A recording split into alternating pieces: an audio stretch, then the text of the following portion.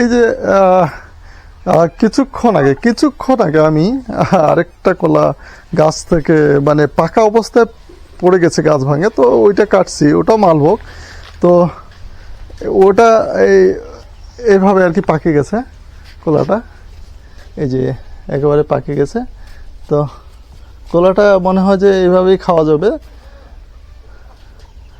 তো আসলে এই বিষয়টা আপনাদের সজাগ আমি বারবার করে দিচ্ছি, কারণ এটা সতর্ক থাকবেন যে ভালো কাপড় পরে কখনো কলার খেতে ঢুকবেন না, না হলে এত বড় বিপদ হতে পারে যে এই কাপড়টা আর আপনি ওই দাগ পড়লে আর দাগ উঠবে না।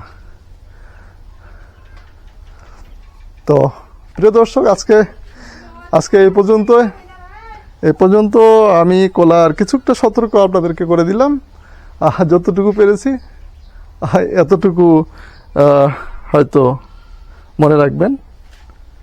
আপনারা ভালো থাকেন, সুস্থ থাকেন, ইনশাল্লাহ।